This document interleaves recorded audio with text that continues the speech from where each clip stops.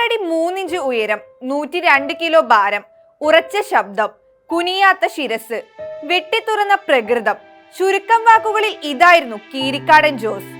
Enforcement ഉദ്യോഗസ്ഥനായിരുന്ന മോഹൻരാജിന് Keerikkadan Jose എന്ന villain കഥാപാത്രത്തിന്റെ പേരിൽ അറിയപ്പെടാനായിരുന്നു നിയോഗം.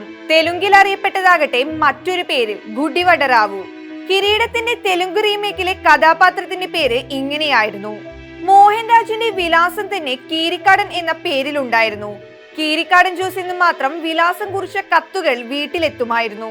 കിരീടം കീരിക്കാടൻ ജോസിന്റെ സിനിമയാണ്.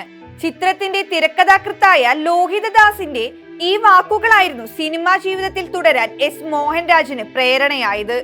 നെയ്യാറ്റിൻകര കാഞ്ഞിരക്കുളം നാലുകെട്ട് സുകുമാര നികേതനിൽ ഡിവൈഎസ്പി ആയിരുന്ന സുകുമാരൻ നാടാരുടെയും പങ്കജാക്ഷിയുടെയും 5 ആൺമക്കളിൽ മൂന്നാമനായിരുന്നു മോഹൻരാജ്.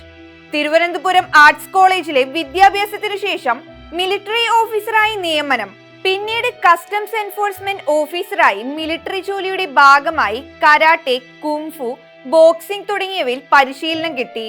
കാർ ചേസും സ്റ്റണ്ടിങ്ങും ഒക്കെ ജോലിക്കിടയിലും വേണ്ടി വന്നു. ചെന്നൈയിൽ ജോലി ചെയ്യുന്ന സമയത്ത് കഴുമലൈ കള്ളൻ, ആൺകളെ നമ്പാതെ എന്നീ തമിഴ് ചിത്രങ്ങളിൽ ചെറിയ വേഷങ്ങൾ ചെയ്ത നടനെ അന്ന് അസോസിയേറ്റ് സംവിധായകനായിരുന്ന കലാധരനാണ് കിരീടത്തിന്റെ സെറ്റിലേക്ക് കൂട്ടിക്കൊണ്ടുപോയത്. കിരീടം വൻ ഹിറ്റായതോടെ മലയാളത്തിലെ വ്യത്യസ്തനായ വില്ലനായി കീരിക്കാടൻ ജോസ് മാറി.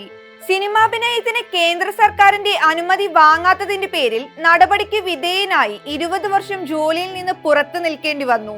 പിന്നീട് സസ്പെൻഡ് ചെയ്തു. വർഷങ്ങൾ നീണ്ട നിയമ പോരാട്ടത്തിനൊടുവിൽ 2010 ജോലി തിരികെ കിട്ടുന്നത്. പക്ഷേ നഷ്ടപ്പെട്ട സർവീസ് തിരികെ ലഭിച്ചില്ല.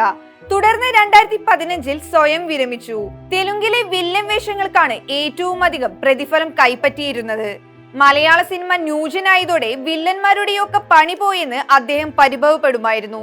റാഫി മെക്കാർട്ടിന്റെ ഹലോയിൽ ചെയ്ത കോമഡി ടച്ചുള്ള വില്ലൻ വേഷം ശ്രദ്ധിക്കപ്പെട്ടുവെങ്കിലും പിന്നീട് അത്തരം വേഷങ്ങൾ തേടി വന്നില്ല.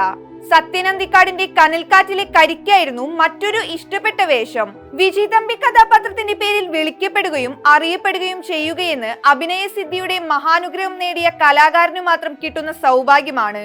സേതുവിന്റെ എതിരാളിയായി തലയെടുപ്പോടെ ക്യാമറയുടെ മുന്നിൽ നിൽക്കുന്ന മോഹൻരാജിന്റെ ഗാംഭീര്യം ഇന്നലത്തെ പോലെ ഓർക്കുന്നു.